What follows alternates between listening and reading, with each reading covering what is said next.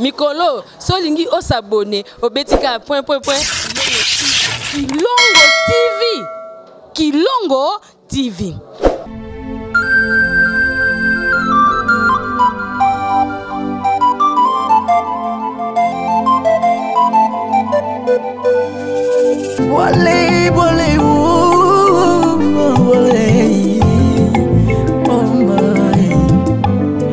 Ezalaki te posa motema nanga,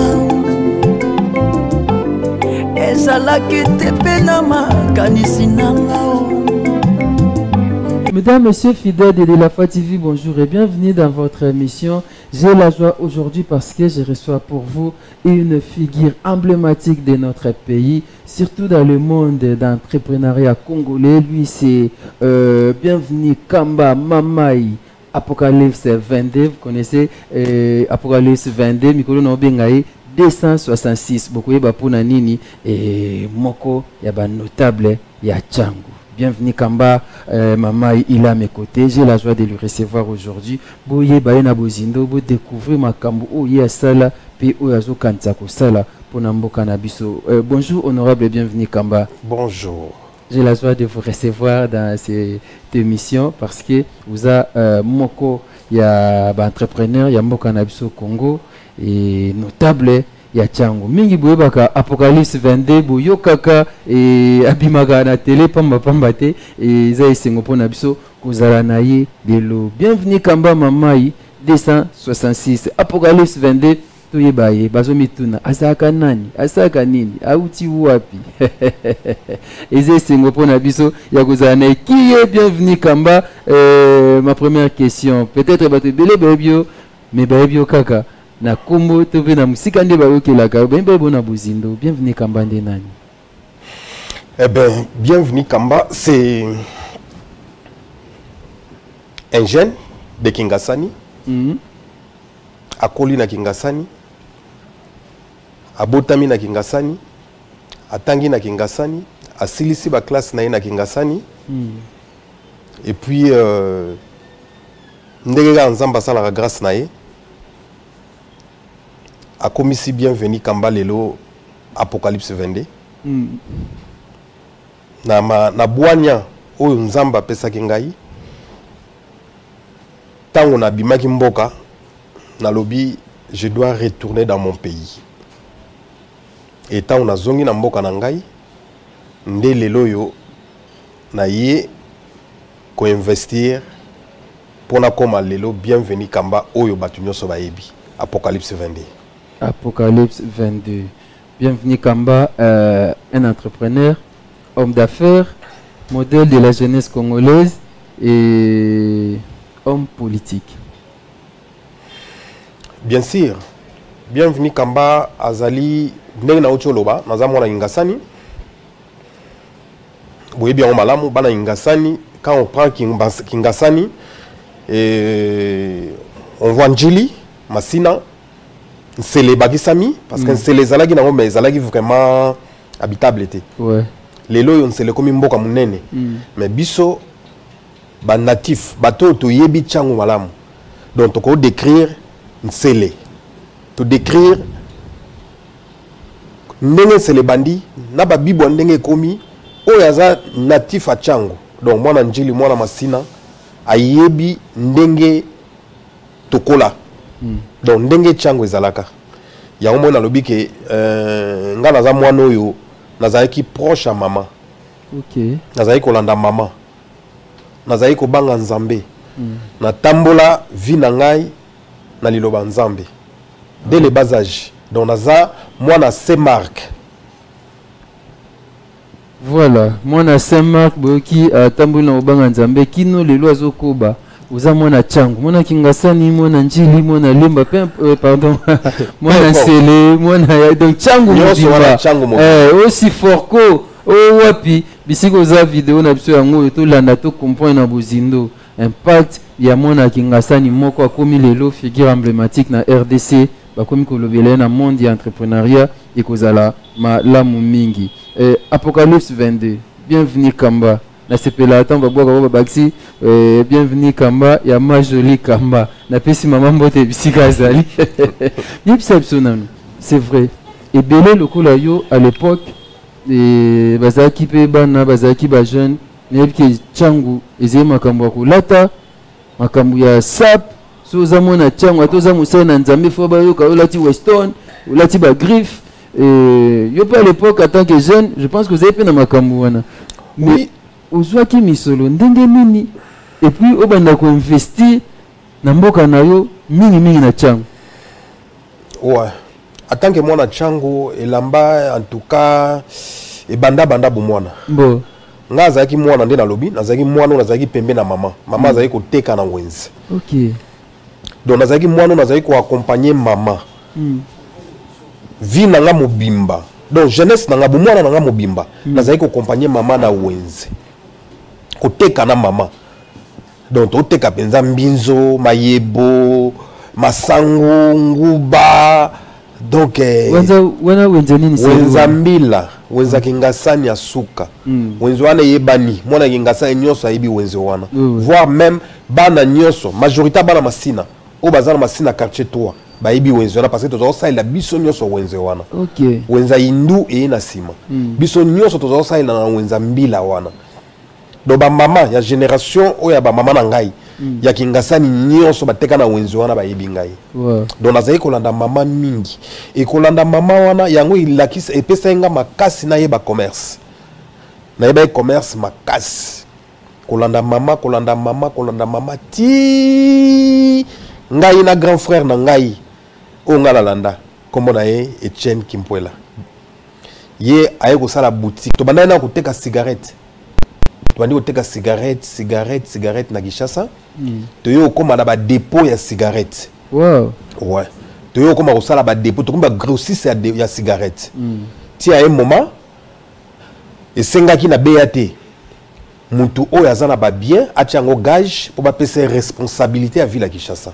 Okay. Alors biso à l'époque tu na ba bien té. Ndé muta ya ko opportunité na zaki wabelo, moi la sirop. Paix à son âme. Wabelo Rango. Wabelo Rango. Yenda ya kozwa opportunité ya kokoma distributeur numéro 1 ya cigarette. Alors, biso tozaki un peu gêné parce que tu travaillais qui mingi na domaine wana. Tu yebandaki partout. Et comme mutu mo aye ka rapport azana ba bagage, biloko o gager, yango ba pesi distribution na biso tolobaki ah loko ekomi boye mobulu. Nde to ya ko sala boutique a munene na Kingasani. Boutique wana komo nango tout terrain. Tout terrain. Bana Kingasani boyebi tout terrain. Bana Kingasani nyoso. Kingasani masina bayebi boutique tout terrain. Si tout terrain salami to bandi ko évoluer nzamba bénir biso déjà na boutique wana to zalaki ba jeune ya liboso na Kingasani ba somba voiture 818. Wow. Et puis ko somba lo pango série wana. Déjà to somba ki lo pango. Et na boutique wana nazo teka na kendara classe nazo ya nazo teka. Wana ba nini honorable? Ba 98 ba 87 88 89. Ti ta on a eu un diplôme d'état nanga na yo kende malgré na ke IEC mais nazo teka kaka nazonga na yo teka. Vous êtes étudiant muteka na tout terrain na boutique. Grand azaka ye moko ti tozaki ngai grand ngai na petit frère ala ngai nde to teka. To kabola ba era ko teka. Après na mona ikezo simba isute transport Kingasani parce qu'à l'époque tozwa city train Kingasani ti Zandu. Okay. To betaka makolo Zandu ti IEC makolo. Ouais, il faut le faire aller-retour. Wow. Ouais. Après na konetaka accident moko boye et maman lela et comment dit maman kufa. Nde na ya kozwa décision ya kozwa homme. Na koma na kovana na IEC. Après to yo koma na 80. Tant tozo ba série wana IEC mo zene ti lelote. Eza ya lelote. Eza mo bandi bo posi ça on peut passer. Eza ya lelote.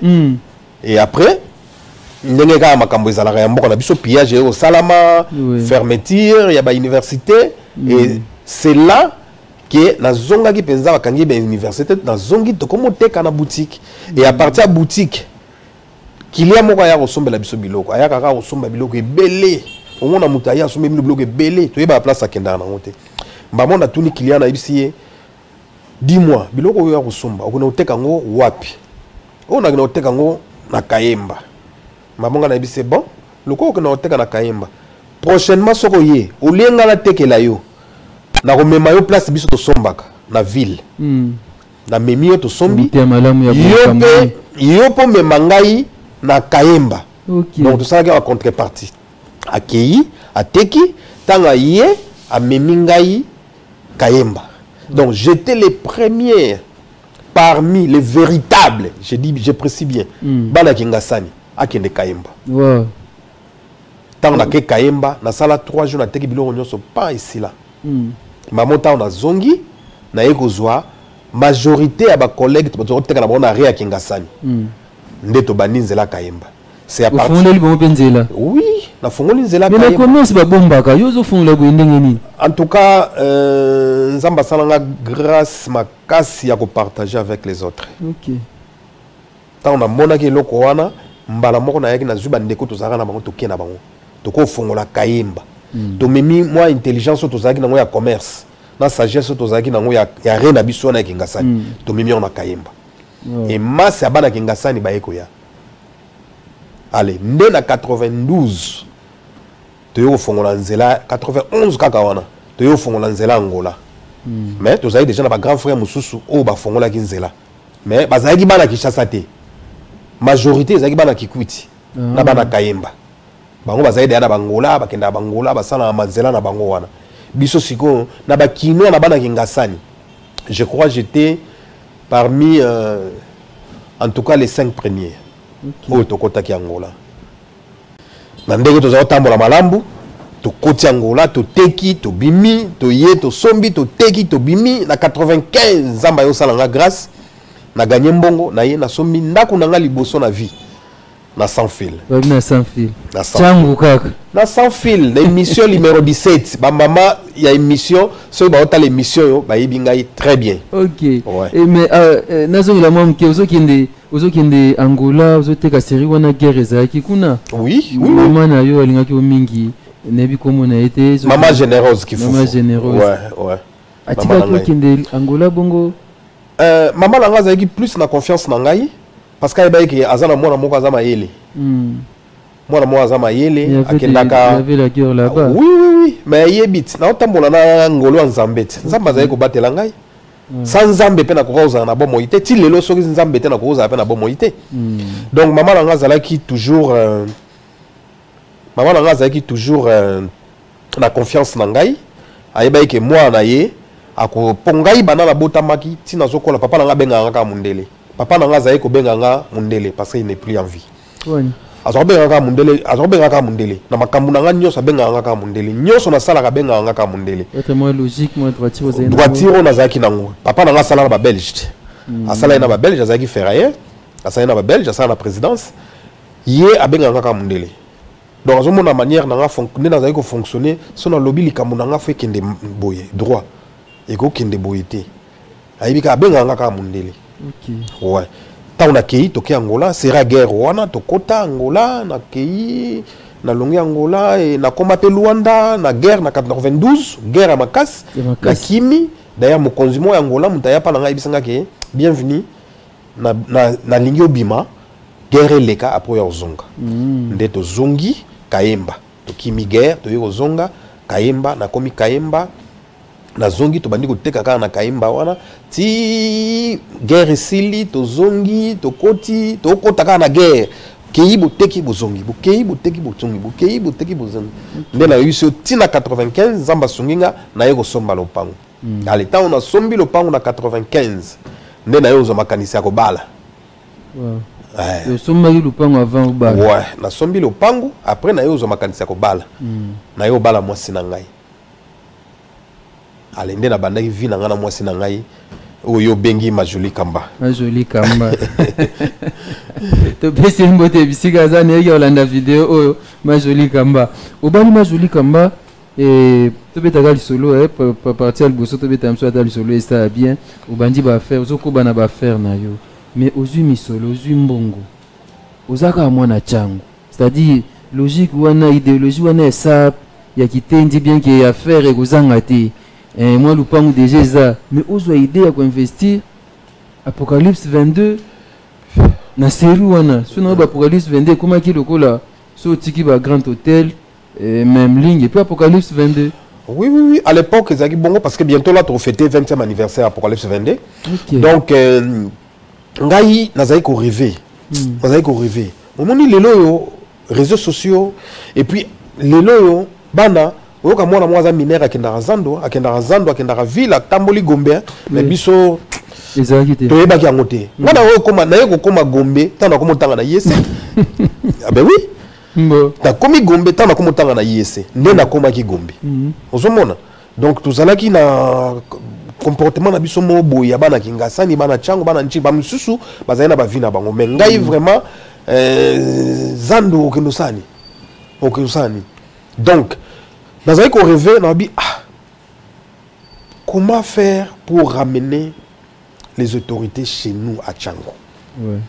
En tout cas, ils ont tout mis ma casse na bi to suka wapi biso bana biso to rêvera kaka parce qu'à l'époque, je crois Mobutu ayaka visite na hôpital à Basser na ma sœur na Kingasani. Lelo je crois que la histoire na moi no apesa ka flair. Ezaki moi na école EPD Balako. OK. Na Malako. Na lycée. Et tikala net histoire apesa mokonza mboka boye. Donc biso tozali bato yo soko ikara wa mokonza zoleka boleki na télévision botala. Maman elo mo yelanga lobiki futo mona bato wana na misu. Et na ke musala na ngai na kei na perfectionner musala na ngai et nzamba songi ngai na ke na yo koma na sali mo ba formation na ngai et na zui na komi na maîtriser sikoyo musala na ngai diamant hein parce que na komaki na za expert hein na za expert en diamant. OK. Na yo koma na yo maîtriser na sali bureau na ngai bureau munene o yebani na ngola na sali bureau munene na bani ko somba diamant hein na komaki achat na komaki na achat et vente ya diamant et nzamba yo bénir nga na musala wana a bénir nga pa ma kasi apesinga mbongo ta nzamba apesinga mbongo na lobi funa sala eloko moko na Tchango oyo et que ko ramener autorité nyonso na bayaka Tchango et netige na ipsika nzambe mbongo nyonso na ndo gagner na tonga na siba na Tchango bayebi ba musu bakoma lobaki ndako batonga ngo butu bien nini donc ezala penza ke ozotonga ko ozotonga penza abandaki kotonga abandaki na bâtiment Apocalypse liboso abandaki na bâtiment Apocalypse liboso kaka moko oya liboso wana yango nde na bandelaki et muke nde komo poussa et poussa à l'époque na 2003 toyo fongola salle de fête na biso na Tchango awo salle de fête ezalaki ke bato so ba olongwa Gombe bazo ya sala ba fête ya ti lelo ba salaka tozalaki première salle de fête oyo et salamaki ya kitoko avec des normes na normes nyonso dernièrement zena fête kuna clim kitoko nazo ba mais ils aussi la terre Apocalypse 22 voilà maintenance parce que toza makasi na maintenance donc grâce à Nzambe wana ndem to sala ke ti le Apocalypse sala moi je crois que tant tout sali Apocalypse sili premier bâtiment sili na moni Nzamba zo bénir ngana bi mais na sala na mbongo nini na continuer ka œuvre OK na continuer ndo moni to ko sala nyonso to sali oyo lelo et telemi donc souci wana e yaki pa na ngai et Nzambe pe apesi ngai makoki ya ko accomplir oyo ezalaki kati na ngai lelo yo naza fier parce que Apocalypse peut-être que lelo yo na momo yo nde peut-être que dans bayete mais en tout cas à l'époque toyamba à part le président l'ancien président Kabila oyo nyoso batikali na sima toyamba bango en Apocalypse bayaki Apocalypse et sima Apocalypse na yo mona Nzamba yo sala grâce muto molike mbe ko ya et sima Apocalypse bandako bandiko botama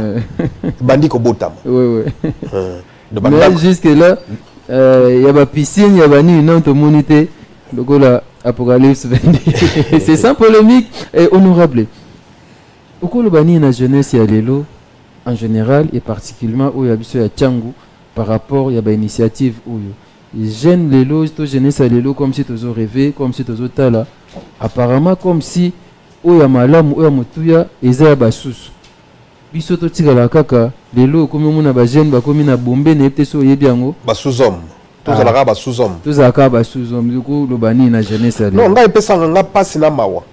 Passe na mawa parce que biso to kolabongote. Biso kolabongote. Biso zalaka na opeso exemple biso zalaka ngala zalaka na baba na biso za toye numéro 69. Donc faut tika terrasse Saint-Paul au poussa ni mona 4. Kuna na zelo. Mais à l'époque toujours le ngwa zelo wana oyeti masina. Na makolo. Oyeti Pascal lao. Hein parce que nazaki jeune. Na olobate que nazaki saint. Ou bien nazalaki ngande soki ndenge nini. Na leka pe na vie wana. Na leka na vie parce que na teka cigarette liboso bar. Si. Na yebi bar. Hein à l'époque babar ezaki nde comme les loter ba terrasse partout non. À l'époque bato ba yebi. Ezalaki so yeki ngasa nezo mona wetu. Après wabelo yokoya. Tant wabelo ayozwa sirop tant comment lancer partout. Hein? Sirop azali papa asalaki ba wabelo partout. Asali wabelo na kingasani, asali wabelo na masina, asali wabelo na kimbanseke Pascal na njili ozomona asalaki to le no marché wana ba. Te wana kuto wana après. Oui, non, wana avant. Wana avant. Ba wabelo salama avant. Ba wabelo ba bar salama avant. Donc asalaki yango partout. Hein, oyo mona oyo kende masina ba mutolula. Hein? Oyo na banjili, o mona ba yabwense, banini ba oka ozomona. Donc ozo ba ke so kena njili fona kende barboy. So ke masina fona kende mutolula, fona kende fito. Do biloko kala, wana bana lelo ba yebi yango te. Eza biloko kala. So yeki ngasani foya wetu, oyo wabelo, hein? Oyo Zaire magasin. Ba biloko kala penza ba yebana lelo eza isute. Ozomona, tozai to sala ba vie wana. Obulute, yaya zalaki yaya, papa zalaki papa. Kulu ne zalaka te. Je comprends bien parce que les lois passent les makasi et puis qui chasse les inondés. Et biso na tchango toza na porte. Nyonso bazoya bazo sukaka na tchango. Yango moni moya ko contrôler ata bana ezate. Hein ba parents moya ba contrôler bana ezate parce que déjà éducation diffuse eza éducation bozo zwa libanda.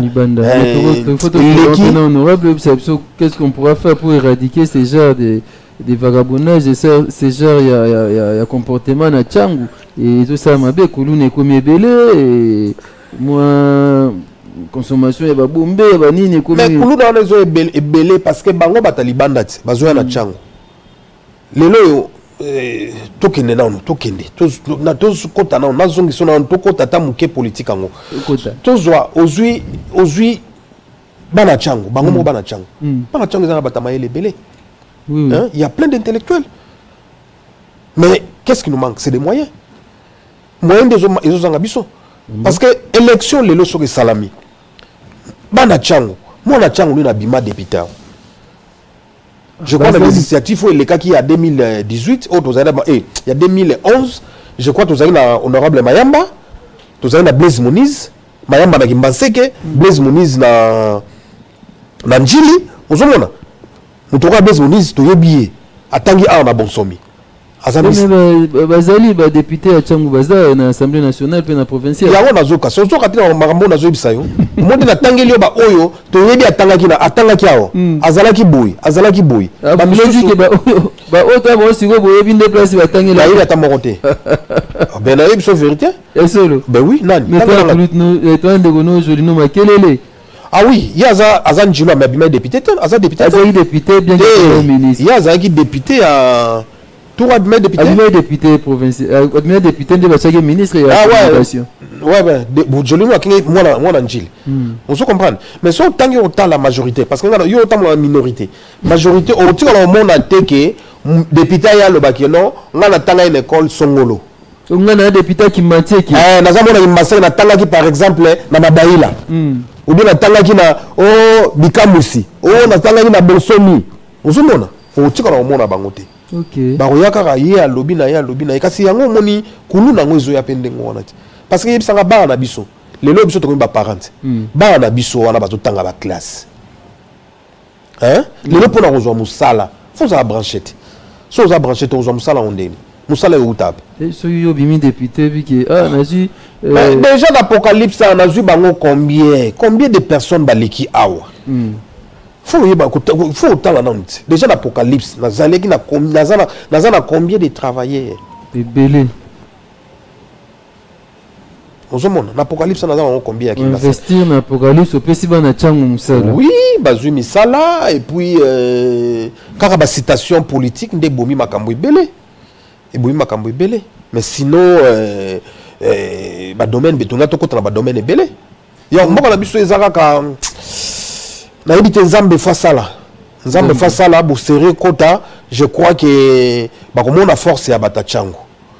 Zamba kosala tokozongela makambo ya tokozongela makambo na tokota mwa politique ne tofondeli li support yo moko et ça bien honorable bienvenue Kamba maman il tozo benga des stages 66 motema ya majoli Kamba on est avec lui et vous allez le membre ya Aposem parti politique oyo bienvenue Kamba na 2018 lors de l'élection vous avez candidat oyo campagne de camarades qui toko peu aux qui va voir ébélé.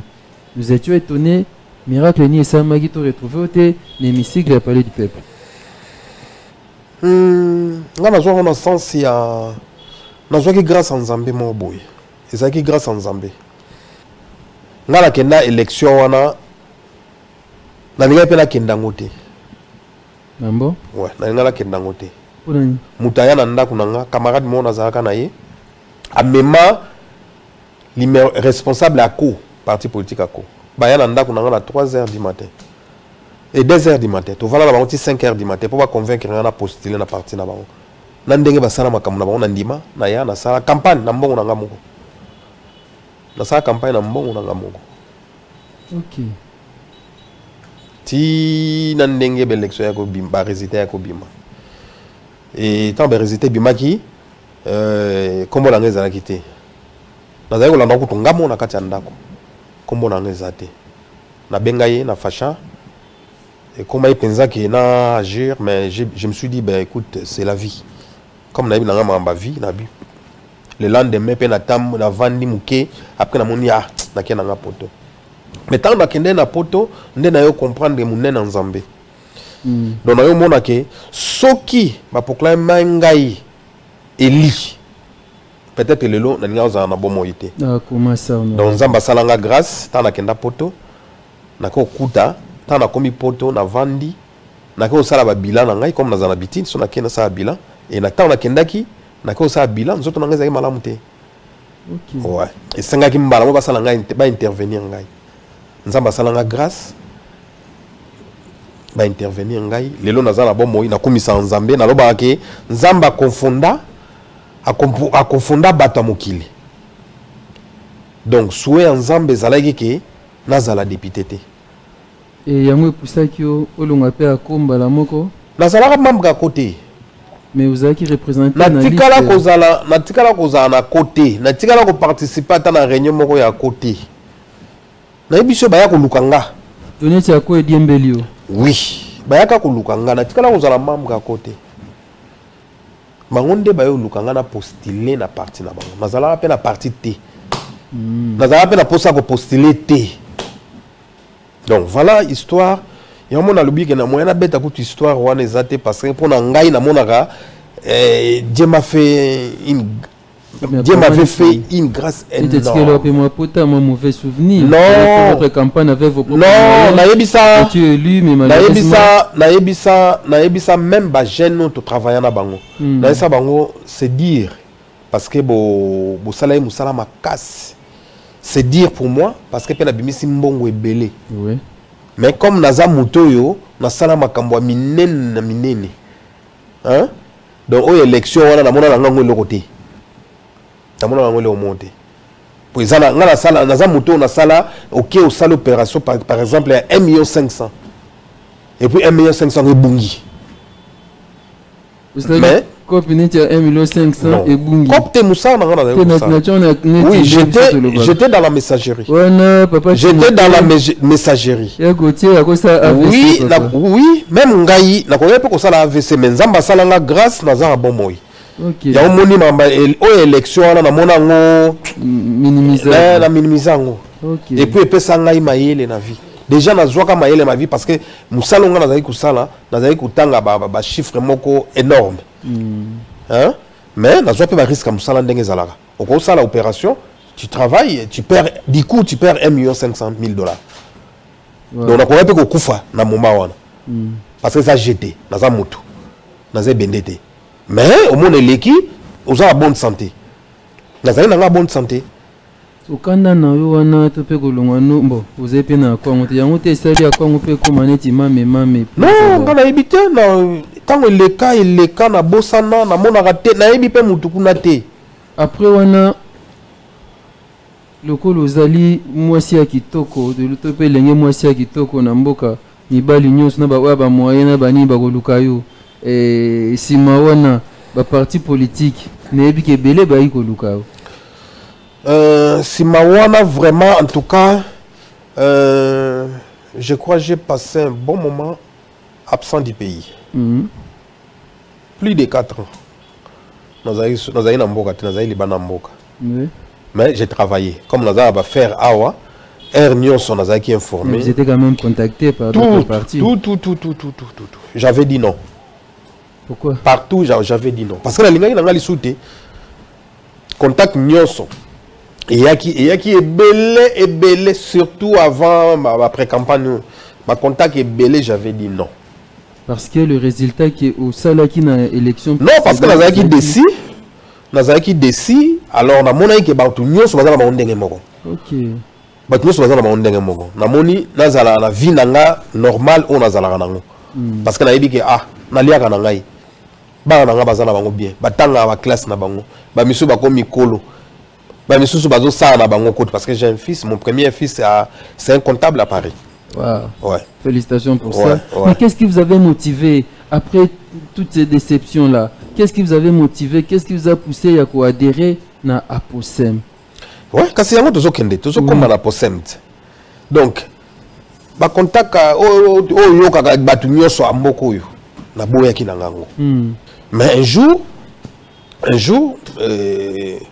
on a eu coup de fil. Non, tu as la citation, non, ça m'a camboinati. Naye qui chasse. Après 4 ans, naye qui chasse. Tant on a commis une chasse et jeunes gens, jeunes, surtout jeunes pour travailler à Bango, bande ko belé ya Kingasani Masina Njili, basane association na ba ye awa. Ba ye ba bi na ngai grand frère et ba bi na papa, en tout cas, tu dois postuler. Papa, tu dois postuler. Na boyaki kaka. Oh. Na boyaki. Maman na isema que non. Attendez. Comme les aboy. Na zo que no na mona mutu moko on a contact na sola na ye. So na solo na ye. Après na rozonga na yebisa ye. Na après na rozonga na yebisa mino. Ba ba jeune ba pesinga ba revendication normalement. Quand on a moto to bao to tangi to za ba classe to za ba diplôme to za na musalate to za ka boy to za boy nga lobi ngai penga moko na kokate ya o moni na zo boya makambango parce que comme la ngane ti fardeau mo boy ouais et comme la nga fardeau na zui décision na bi bon na répondre bino mais na kutana na mutu mo boy allez nzambe pas sali grâce na kei na kutana mutongo eza Abidon Etina, honorable Abidon Etina. Abidon Etina. Ouais. Na kuta na ye, na sololi na ye. Na comprendre te. Place on a kei, eza ndako mona zaiko kendango pa ya mukonzi mo boy. Diku na ko mona eza ndako ngo wana. Tana zaina mukonzi nga zaina vient nga. Il grand frère nga pa na to zane bien nyonso. Na kota bo. Quand on a zaiko, quand mukonzi nga zaiko to za va na payote. Mbala moko jour on attend na keboy, ko koma na okoma. Bayambinga mbaramona kati ya ndako. Je vous dis na kati ya ndako na salon na ye. To yebani te to monana te mbale boso to monana. To pesani mbote to yambani mbalamo esali feeling mo boy, attraction salami. To kei mbalamo avant que to solana to mleki mbalamo na mesa, to li. Oui. To li. To bandio solo là, après tant to solia, to kena bureau na ye to bandio solo là, to sol. Na yebisi makambango ye moi yebisi na bi kamba bienvenue je sais na yebiki ozaki décis mais cette fois-ci tu ne seras pas décis et en plus tes projets tes idées ce sont mes idées maman a dit voilà et l'autre on a peine linga ki yango donc pour na ye eza ko propulser ba jeune ko lancer ba jeune et eza makanisi na ngai pe maman a yebisi bon to soli madame na kei na koya kozonga na yepe ah to sololi na yepa ba jeune na bengi sous ba jeune to sololi na ba jeune na expliquer bango pe citation ba jeune ba bina ngai en tout cas tokende ka place wana tokende ka na posem wana ouais malgré ba jeune ba lobina tokende na posem nga na zwaki na décision te na zwaki avion na ngai sous na zongi poto na komi na poto na sololi pe na mwasi nanga na bitala boy to mengi pe ko réfléchir ensemble de yo mona ke il faut tout ça les loko wana nde moni na zongaki na ye na ki na kokuta na honorable Abidon Etina to sololi na ye na PC accord nanga et puis na ndimi c'était pour moi la première fois na salle adhésion na parti politique. Ouais. Na vinanga. Adhésion massive. Adhésion massive. Et puis adhésion les ala qui on a s'adhérer les loyo na ebité changu ceux qui batu ba s'adhérer na parti politique ndenge to na ko s'adhérer na pas Abidon. Donc to kenda et tant qu'on a s'adhérer officiellement na événement où il est kakia batu mingi écoute ba comment le baké na sali parti politique apostem ba obenga ngo apocalypse parti politique apocalypse surtout ba kotenga na kola kuna na se marque batu nyonso ba bika ke apostem parti politique akamba mais apostem eza parti politique ya honorable Etina Abdon apostem oyo yo déjà ou ça dira kuna mais d'abord nini maintenant que o motiva ki yo parce que vous avez un moyen vous avez déjà bienvenue kamba maman y apocalypse 22 au batnu so bayebi lelo yo batwa comment qui na politique aluka tonga pe immeuble aluka sala boy yo ke luka nini kasi défend na biso ngwana ti soki toke au mona gbagbo Laurent Gbagbo, à sa déclaration, on ne devait pas millionnaire, on ne devait pas riche à la politique en devenant politicien. Mais c'est pas le cas chez nous. Oui, oui. Parce que ça passe, parce que les lois y sangai na mboko yo. Mutu aza ndakute, aza voiture te, a postulé. Soit comme député. Et là il faut façon mandakute. Façon ma voiture. Ça c'est clair. Moi si na épée abala été. Mais sikoyo les lois oyo. Lelo na ibiso éveil moko eza nga moko ezo lekela ngai na 2018 biso nde tozoki n'est pas population mais na ibiso na moment to solano yo soko tali bateau bazoya awa na yebi bango te na bengi bango te bango mo bazoya papa biso to soutenir ka yo. Donc, on a dit que ça, kati, ne baloba ba, batnanzambe balobaka, bon moto boa kati. Donc la conscience. Donc moutaye na conscience na yé moko. Aye penza lobi, papa, biso to soutenir yo. Mingi bazoya bazomona nde Timothée mingi, bazoya batu Timothée. Na yebi ata bangota. OK. Biso to soutenir yo. Opesa biso te to soutenir yo. Na quartier on a na kola. Parce que la fois passée, na négligé comme moi mouké. Ça il faut na avoir. Na yebaki ke on la quartier na bato ba voter ngai. On a ça la carrière. OK. Bato to kola na bango presque ba misu bazai sur na bomoité, ba misu ba longa kingasani, nga na yebaki te. Mais lelo yo tango ma élection 2018 salami, bango moko na kingasani ba komo regretter. To sala carrière, to yebaki te, to mikosaki. Lelo yo bango mo ba komi siko ko tia conscience na bango na place. Lelo ba komi pe ya biso turo yo. Soko za ya biso te okokota kutu te. So za ya kingasani te okokota kingasani te. Ya ngo siko lelo komi oza ya nselete okokota nselete, oza ya njili te okokota njili te, oza ya masina mikolo e komi kasi batu ba comprendre. Batu bazaki aveugle. Si on a battu les mythes, éveille. Bah, voter là. Oh, papa. Talande tozole là. Talande nzela ndenge komi. Yo kasi soto za na batu. Soto za na batu. Nde bazolo bela biso. Nde lelo tozala veni mona kingasani wana veni Mobutu. Aveni Mobutu ala na boulevard Lumumba awa. So le na boulevard Lumumba. Aveni Mobutu wana ikenda ti na dokolo na Kimbanseke. donc bato baza kingasani ou bien batansele azoya njila ngake nini akoleka susa wate akoya sur la boulevard route mbala moko kati mbala moko kuna abimi mbala moko dokolo na nini na kimbanseke pembela ikangama na njili ezali na quartier je crois 11 na nini na 10 na nini kangama wana obimi mbala moko wana. OK. Nzelo ya biso ya kulumba oyo. Nzelo ya kulumba oyo. Déjà comme na Bekatef. Pour comme na point chaud na Kingabwa. Et là on est aux zanga parce que les gars est traversé ma angélité. Et là qu'est-ce que vous reprochez aux députés mais ceux qui ont na bateau. On bazar na souci à population. On bazar na souci à population en général. Hein? Nous devons insister. Mais ça quand même c'est comment Namoni Basali et Kati. Non, c'est comment il y a un combattre na Sokomaf parce que les lois il faut féliciter chef de l'État parce que na effort Basali pour na sala ko sala nzela o ya Sokomaf parce que bato ba souffrir mingi. Les lois Sokomaf salami et que zo kende peut-être que matina ba Congo kuna. Okomona et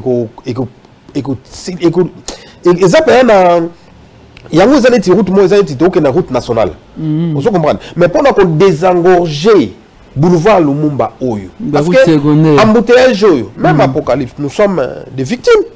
Parce que nous sommes alobake na kena que nous se représente apocalypse. Oya ndeni. Mais il y a un natif ya Tchang. Pourquoi ne pas au télé makoloba ba député au Tchang to vota bino bozo sale lo côté bozo lobela Tchang te bozo bundate mandam dinda yango yo population ya Tchang bazo lela kozonga na Tchang kaka ba utoteka na zan. Est-ce que na yebi ata député mo ka Tchang? Honorable. Ben oui. Na yebi ata député mo ka Tchang. Ben lui ya Tchang oui bon te. Na yebi ngata. Na yebi ngata député Tchang ta. Na yebi parce que koyeba za connaître que quelqu'un na habité sans son afoyeba na mona net na masina na yebi ke 3 sièges à masina na yebi na mona na yebi été. Mais ça vous dérange quand même et ça passe le coup la population azangi molobeli population azangi mutako bundela et cause ya peuple ya population ya Tchang bien que batomo ba sort de mouton chef de l'état mutu asagi on a projet né à 100 jours c'est comment faire le chef de l'état donc population asagi musala ya perte. Non, pour la en tout cas, biso na Tchangwa wa. Et ça passe. Parce que tout ça pembeni awa. Awa na apocalypse, tout ça pembeni na matankum. Hein? Ngai na une expérience à sans fil. Oui. Parce que na vandi sans fil. Sans fil to wa benga gomba masina. Depuis ndakuna liboso somba na sans fil. Tango na ya sans fil oyo. Matankum to za olongwa oketi okobima na Bethanie. OK. Les loyo, voire même dans l'Apocalypse, Kingabwa oyo. À l'époque, na linga écoute na cha béton, banda kuna ti na coin baboya. Même na tinel o eza awa na sima Apocalypse. Na loba ndenge nyonso baboya. Na obiso na landi bango bato ba souffrir. Na kiteti anga kaka na che béton lelo matanku mekufa bato leo bakoma oleka awa parce que sombu le beti bato awa bato nzele zakiti mais na béton na tchana tinel oyo yango nde bato bakoma oleka na banda na avenue yo Kingabwa ti na boulevard na cha béton et na sali terrasse banda sima apocalypse na bimisi terrasse wana ti liboso. Les loyaux, les terrasses à mener à boulevard, ils ont bouché. Mais avec mes propres moyens, Nayaka na Zubat, na Louaka bata, na Zubata, office de route, na fouti ma mbongo, ba tomboli ma bendo, ba dalet. Ba dalet. Après na Zubat, on a un tchèba kiré. Ils ont ça en Angleterre? Ben oui, ben oui, ben oui. Ils ont pas se mouquer parce que ça fait 4 ans de la lobby dans les bandes mboka mbamona yo zonga mbamoto beaucoup na ba séance électorale donc sur la lobby sur la salle déclaration non il fait ça pour son électorat mais nous sommes obligés parce que même salité dans zela eza soni makasi eza soni na maona passe candidat na Tchangu nani azobangisa yo lelo so tokena ba élection ngala ngona ingasani na mona Tchangu kingasani Tchangu masina njili ba susu be bazati tout ça belé tout ça monsieur belé Tous belé, et belé. Mais les loyaux, surtout télémi boy. Bango moro pe ba yebi. Ke yo wana azapenza ya mabele. Parce que ngai même bananjili. Hein? Parce que ça va collecte tout le temps dans bananjili. Oui. Dans ça bango belé. Que les loyaux. Dans ça bananjili ba sala pa na ngai. Dans ça bananjili yo to vanda na bango to sala na bango ambiance ndenge ba jeune yo so ba salaka, o to kola na bango. Na sala bango. Les loyaux élection prix aux autres la coup de sifflet dans la élection zama eye nango. So élection eye nango naza prêt. Naza prêt na yebike hein avec Dieu faire des exploits. Il y a souka. Mais tozana ba kombo pa kasi na changu. Na net nani? Léo Sommet André Kimbuta. Te na moni via postuler na été. Voilà ya na postuler na été. Pratique yoza. Te to ga ko banga vie ta bazalaka parce que quand ezalaka élection que so ezali to yebike place mo za yi. Tu as des places moïsaïe, tu as des places moïsaïe ya maman Lukiana. Maman Lukiana. Ils allaient à Bongo. Mais les les sont les les Tobunda. 19 na mina longi bazonyo nembalemba kotala ba kombote na émission ke hein na ebité na naza hein ba yat ba leka soki na ba monique onga na lobo ezanini ba ya ba répondre hein bazitanga wapi na kingana changu bakola wapi ba parala bango bazalaka wapi moni makambo ekoti lelo ekomi de père et de mère hein bon na changu pende ngwana te na changu ezali mwamba de père et de mère te nazo biso siko na koti wana pona olakisa OK na changu siko tozana besoin ya bateau yo aza mwana changu akola na changu okay. Il a fait les noms, il est à changu vous comprenez ngana oloba na aza front lelo aza na kovana na ngai hein nazaki libana mboka na zanga na changu te mais je suis plus changu que tout le monde parce que j'ai mon bureau à Changu, je travaille à Changu, chaque jour nazalaka na Changu du matin tout à Changu tout à Changu tout à Changu et puis nazala souci à mboko ka Changu te partout je peux investir seulement à Changu je suis partout. Ouais, on m'a dit que vous êtes aussi à Kikwit. Oui. Vous êtes au Congo central. Oui. Nga batu mingi baye baye qui n'a postulé à Kikwit, mais j'ai pas postulé à Kikwit. Les gens de Kikwit m'appellent. Vous n'avez pas besoin de moi qui postulé. Oui. Donc nako lobate ke nga naza soki ndenge nini. Naza muto nzamba élevé, hein? Et puis naza muto naza associé à Changu. Naza muto oyo à travers ngai jeunesse baroza malamu. Et surtout souci na ngai eza jeunesse. OK. Eza ba jeune. Na yebi ke bato balobaka boy. Tanga ko ya omona mwana ye, omona leki na ye, omona boy na boy. Même l'équipe na nga campagne, omona ndeko na nga tamoko te. Cyprien na ngai omona te ke ona tie mutu boy. J'ai dit aux jeunes, choisissez entre vous. Nana oza Cyprien, bango ba poni des Cyprien. Donc je me rends c'est différent. Na makambo bato basalaka. Naza mwana wate. Mwana lo balanga ki ongai boye. OK. Et dites-nous, on est en train de citer, on me fait signe que nous devons citer. Il y a une nous discours n'ignorent même la population. Et Isaka qui oyo a salé l'autre na Changu. Non, même la discours moi a projet à long terme. Non mais le discours a projet à court terme té. Dans un que mouton na roya na pesa mbongo on a distribué mbongo pour voter ngai. Parce que si on a distribué mbongo pour voter ngai, donc la sombi na nga ba vote. La sombi na nga ba vote. Et mes populations, comment on le appelle, puta, comment on le chapeau, comment on le sac à l'eau. Je sais, c'est compliqué. Hein? Vendre qu'à famille n'a pas d'oreille. Hein? On se comprend. Ah, on a un bon amour. Barolia bambongo. Na yebi sipe bango déjà. Bonjour na bino mbongo, mais conscience na bino. Conscience na bino tour et sala. Conscience na bino tour et sala. Et j'ai compris que les gens ont compris. Voilà. C'est ça, et nous, on a ce pays en Ouana. Batu va comprendre. Na l'église, batu va comprendre. Ba yebi ke bouye. Les longs a commis, na vendu mon amoutabi dans le lobby. Tout plus de 30 000 voix. Na c'est bon, boye ba mambe élection 30 000 voix ils ont jeté. Oh, tous plus de 3 000 candidats pour 19 sièges. C'est ça le problème. Ouais. Mais na lingi sikoyo bana Changu jeunesse a Changu bo prouver to corriger bango tout l'axabango qui tout royo conscience na biso to chango na place parce que conscience c'est la personne hein. Ouais. C'est la personne à l'intérieur Nanzambe. Merci. Merci beaucoup. Merci beaucoup. J'avais reçu pour vous, honorable, bienvenue Kamba Mama, Inobenge 266, Motema, il y a Majoli Kamba, honorable, tout comme Nabso Nasuka, Nalingi, Nazoma, la confirmation comme il y a solo, Websagi Biso qui Oluki na Mutoki na yo, Tekana Shimboki, mais ou investir na Tchangu à travers le Bosso, immeuble Apocalypse 22. Oui. Websagi Biso, les sous-lobby, et Ndaguna el Bosso, Sombeze na Masina. Masina sans fil, l'avenue émission numéro 17. Ne Gombe ya Masina. Gombe ya Masina. Ezaï Lopan on a sombi. Na bengi pe camarade mort azaki associé nanga. To kaboli katikati ya zundam nga na zundam. Lopan nga munene. To kaboli suko ezaï. Oh pe to kaboli ezaï su munene. Na tongi pe ndako munene. Na sans fil. Webisi biso ki otangi obundi na ISC. Si les lots yo peut zumbongo na yo au bandi ko investir kasi na politique pour ya ba poche na ote mais pour la jeunesse ya on a montré ba na OK na écoute politique té ba memi ba pousser ngai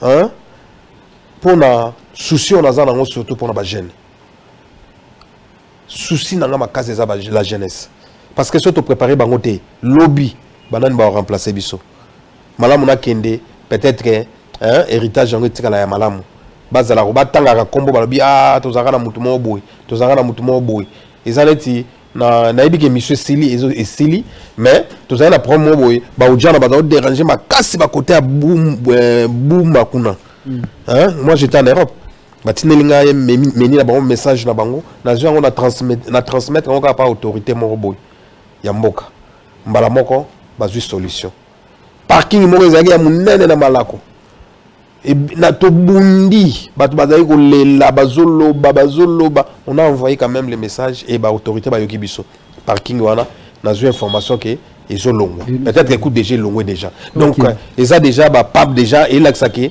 mboka ya biso mboka na biso fu ba yoka biso donc il a qui que prochainement soki biso moto comme na place wana eza penzo ko bunda. L'influence on a zanango. Très bien. L'influence on a zanango. Sur le bâtisse sous qui député. Donc on a un mot. Au lobby les sous adhésion on a Aposem ou a Abdon honorable Abdon Etina et Memi sous bateau belé pe mpepe asika na Aposem. Ben oui, ça c'est clair. Ça c'est clair. Ça c'est clair. Ba voix na onyo sozwaka vous avez qui élu na 2018 na élection de tricage et salamaka vous avez déçu attend la politique pour na yango ba bimisa honorable msusu. La lobby qui avant j'étais déçu. Après j'ai compris que c'était la grâce de Dieu, la volonté de Dieu. Hein? L'homme propose, Dieu dispose. Décision sous que tu n'as pas ensemble. Nzamba épargné ngana likambo mo boy. Alongo liango. Vous comprenez? Donc les leçons dans un bon moïsaka ngolo nzambe. On a aussi ce lobby ba député ou bazaki élu ba sali elo côté o ya Tchangu.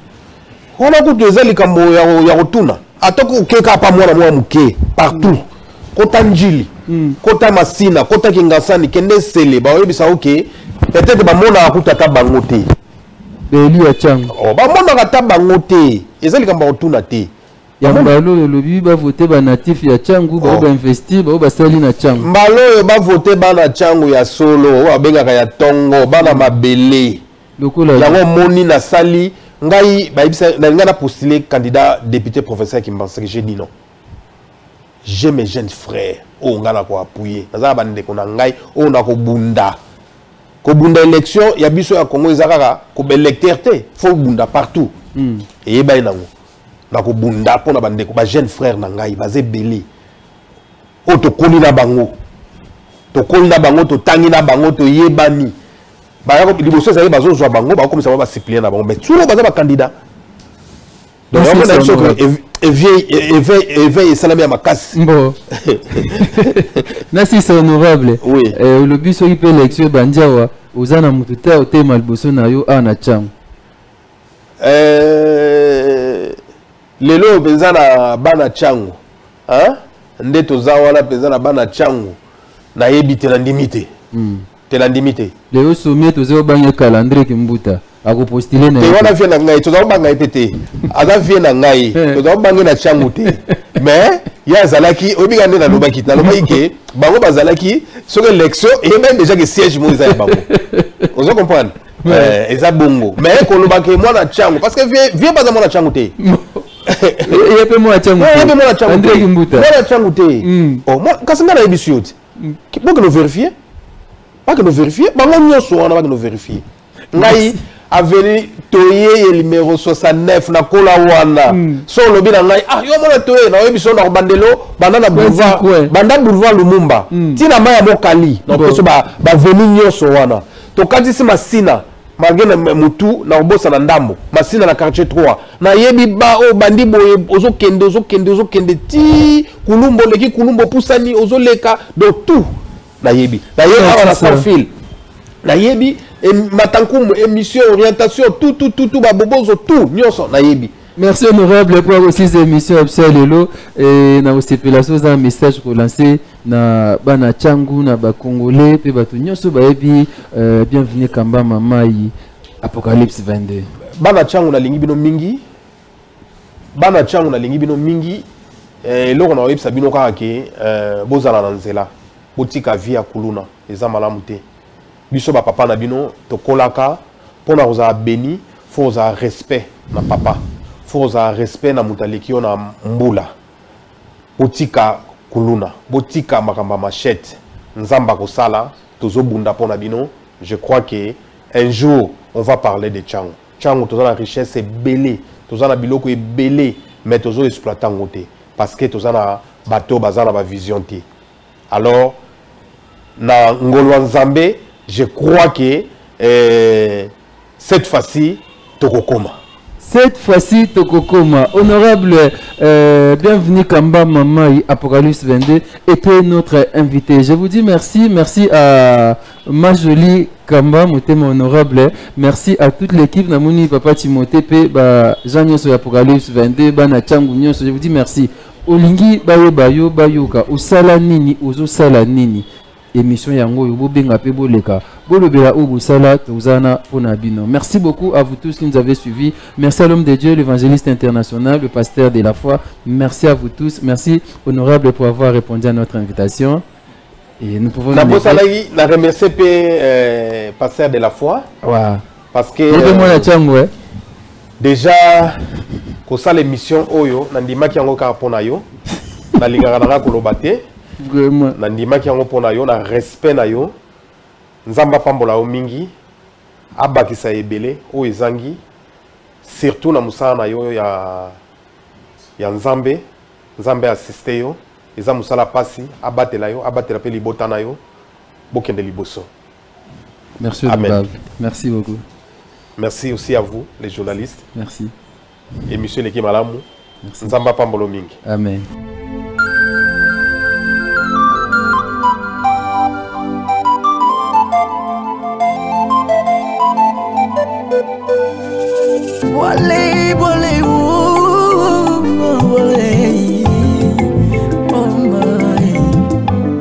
Ezalaki te posa motema nanga ezalaki te pena makanisi nanga mikolo solingi osabone obetika .. Kilongo TV